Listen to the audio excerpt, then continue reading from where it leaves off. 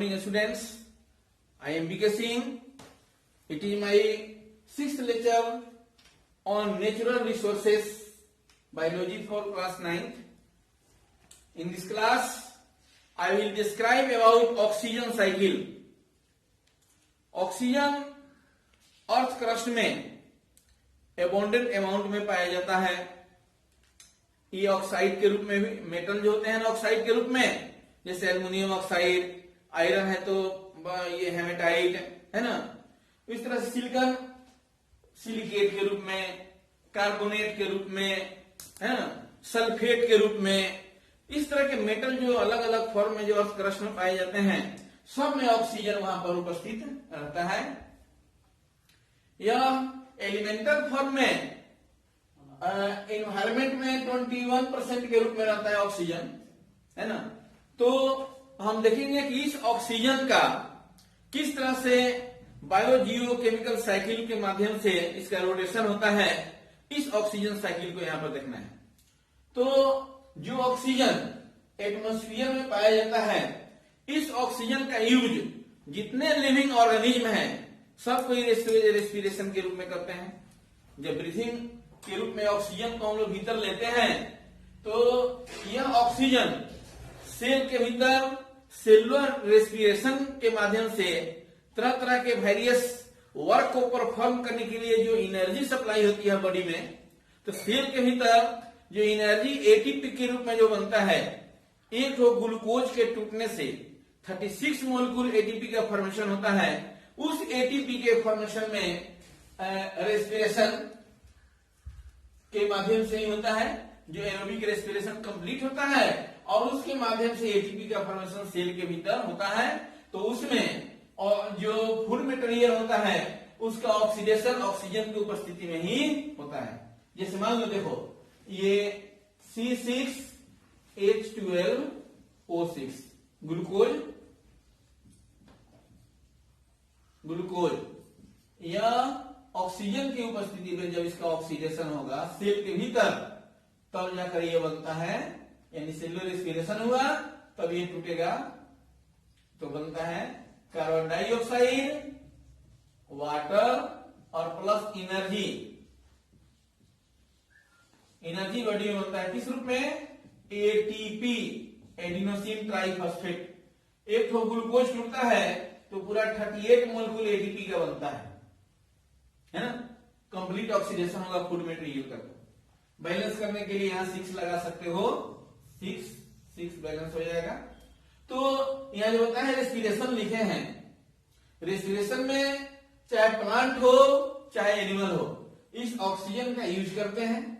Respiration के फलस्वरूप यहां जो कार्बन डाइऑक्साइड रिलीज हुआ, इस कार्बन डाइऑक्साइड का यूज फिर प्लांट करता है किसमें?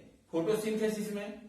फोटोसिंथेसिस में प्लांट करेंगे, और यह जो यहाँ पर वाटर जो रिलीज होता है ना, इस वाटर, यह वाटर भी रेस्पिरेशन में वाटर वेपर के रूप में ऊपर जाता है ना, और इसका यूज फोटोसिंथेसिस में भी वाटर का होता है ना। वाटर में जैसे जमीन से भी ऑब्जर्व करता है, और इसका बाई प्रोडक्ट जो बनता है रेस्पिरेशन का, उसका भी यूज हो सकता है फोटोसिंथेसिस में। जो फोटोसिंथेसिस में होगा तो रेस्पिरेशन का कार्बन डाइऑक्साइड मिला, जमीन से वाटर लिया, उस प्लांट के भीतर वाटर मॉलिक्यूल जो इसके रेस्पिरेशन से मिला वह मिला, इसके चलते प्रोसेस होता है फोटोसिंथेसिस।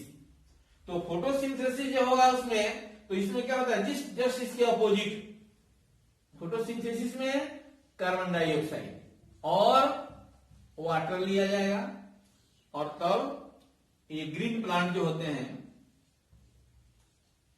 ग्रीन प्लांट सनलाइट की उपस्थिति में, देखो ग्रीन प्लांट बोलने का मतलब उसमें क्लोरोफिल हो गया, तो उस क्लोरोफिल की उपस्थिति में यह बनाता है C6H12O6 ग्लूकोज का फॉर्मेशन हुआ, और इसमें ऑक्सीजन गैस रिलीज होता है। 6 बैलेंस करोगे तो 6। तो यह जो ऑक्सीजन रिलीज हुआ, देखो अपोजिट रिएक्शन चल रहा है।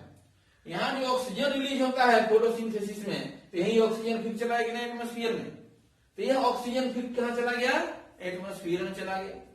और इस प्रोसेस के फलस्वरूप ग्लूकोज बना, तो फिर ऑर्गेनिक कंपाउंड्स के रूप में, है ना, उसमें स्टोर हुआ, हम लोग का कोई जीव जंतु इसको खाया, प्लांट के चाहे उसके प्रोडक्ट को खाए, तो उसके बॉडी के भीतर फिर जमा हो गया, है ना, फिर उसका रेस्पिरेशन हो गया। यही प्रक्रिया बार बार चलती रहती है।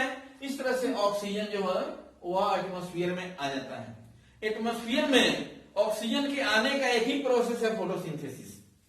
नहीं, फोटोसिंथेसिस के प्रोसेस से ही ऑक्सीजन वहां पर आता है। ऐसे तरह तरह के फॉर्म में पाया जाता है ना, अलग अलग रूप में ही बता दिए, सिलिकेट में, सल्फेट में, कार्बोनेट में, सब फॉर्म में पाया जाएगा। लेकिन रिटर्न होने के लिए एटमॉस्फेयर में आएगा तो कौन प्रोसेस से गुजरना होगा? ग्रीन प्लांट के माध्यम से। जब फोटोसिंथेसिस का प्रोसेस होगा तभी ऑक्सीजन रिटर्न होगा, किसमें? ऑक्सीजन में। और इस तरह से तो ग्रीन प्लांट वेजिटेशन जितना ही ज्यादा रहेगा तो एटमॉस्फेयर में ऑक्सीजन का अमाउंट क्या होगा? बना रहेगा। इसलिए नेचुरल रिसोर्सेज में ग्रीन प्लांट वेजिटेशन का होना बहुत ही जरूरी है। जितना ही अधिक प्लांटेशन रहेंगे, जितना ही अधिक ग्रीन प्लांट रहेगा तो फोटोसिंथेसिस का प्रोसेस ज्यादा होगा और ऑक्सीजन का अमाउंट एटमॉस्फेयर में बढ़ेगा, क्योंकि दिन प्रतिदिन जीव जंतुओं की संख्या इंक्रीज होते जा रही है और आवश्यकता से अधिक मात्रा में यूज हो रहा है किसका? ऑक्सीजन का। पेड़ पौधा कटते जा रहे हैं, जिसके चलते कार्बन डाइऑक्साइड का अमाउंट बढ़ते जा रहा है। जो बताया थे पहले क्लास में, ग्लोबल वार्मिंग की स्थिति उत्पन्न होती है पोल्यूशन के चलते ही हो रही है। ये हो गया ऑक्सीजन साइकिल। एक टॉपिक थोड़ा सा और है, जैसे ओजोन का नाम आप सुने होंगे। ऑक्सीजन डाई एटॉमिक फॉर्म में जो पाया जाता है तो उसको बोलते हैं O2। नहीं, यही ऑक्सीजन जब ट्राई एटॉमिक फॉर्म में पाया जाएगा तो क्या हो जाता है? ये O3। जो O3 होता है तो इसी का नाम क्या होता है? ओजोन। इसको क्या बोलते हैं? हम ओजोन कहते हैं। तो यह ओजोन ऐसे है पॉइजनस, लेकिन हम लोग के लिए हेल्पफुल भी है। सन से जो रेज ऊपर से आते हैं, यूवी लाइट जो है ना, उस यूवी लाइट को, अल्ट्रावायलेट लाइट को ऑब्जर्व करने की कैपेसिटी किसमें होती है? ओजोन के लेयर में होता है। यह ओजोन उस यूवी लाइट को ऑब्जर्व करके अर्थ के सरफेस पर पहुंचने से रोकता है, जिससे तरह तरह का साइड इफेक्ट जो होने वाला है, जैसे आदमी में ही देख लो, मैन में, ह्यूमन बीइंग में स्किन कैंसर के डिजीज हो सकता है इसके माध्यम से, है ना। इससे ओजोन लेयर हमारे क्या करता है? सुरक्षा करता है। तो ओजोन लेयर की पढ़ाई इसलिए हुई इसमें कि तरह तरह के केमिकल का जो यूज करते जा रहे हैं, एरोसोल केमिकल्स हो रहे हैं, नहीं, तरह तरह के पेस्टिसाइड्स का यूज हो रहा है, ये क्लोरोफ्लोरोकार्बन, क्लोरीन भी है, फ्लोरीन भी है, दोनों ऐसे सब्सटेंस होते हैं नॉन बायोडिग्रेडेबल है। यह सब्सटेंस एटमॉस्फेयर में रहता है बहुत दिन तक, और जब रहेगा तो इसके चलते डिप्लीशन होता है ओजोन लेयर का। नहीं, बहुत सारे जो अंतरिक्षयान जो चलते हैं, रॉकेट जो चलते हैं, उसके जो फ्यूल जो निकलते हैं, उस सब का प्रभाव पड़ता है ओजोन लेयर पर, और धीरे धीरे ओजोन लेयर का डिप्लीशन हो रहा है। डिप्लीशन क्षय होते जा रहा है, इसका लेयर कमजोर होते जा रहा है। एक जगह अंटार्कटिका में ओजोन लेयर में होल होने का भी पता चला, दिन प्रतिदिन इसका होल बढ़ते जा रहा था। आजकल वैज्ञानिकों का दावा है कि नहीं, कुछ प्रयास के चलते इस होल को कंट्रोल किया जाएगा और किया जा भी रहा है ना। इस तरह से ओजोन लेयर हमारे लिए क्या होता है? प्रोटेक्टिव लेयर है, तो इसको भी बचाना है। तो इसलिए जो यूज जो हो रहा है, जो बताया क्लोरोफ्लोरोकार्बन, CFC, सब उस सब पर क्या करना है? रोक लगाना होगा, है ना, कम से कम यूज करना होगा। सबका मूल जड़ क्या है?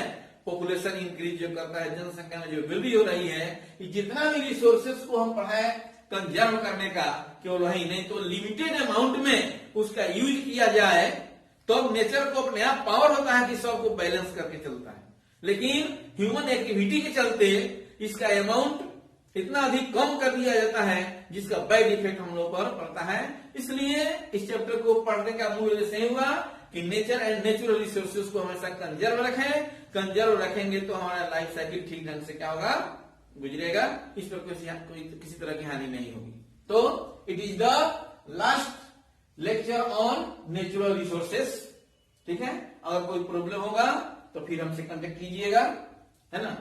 मोबाइल नंबर डिस्प्ले हो रहा होगा और इसका स्क्रीनशॉट ले लिया जाए।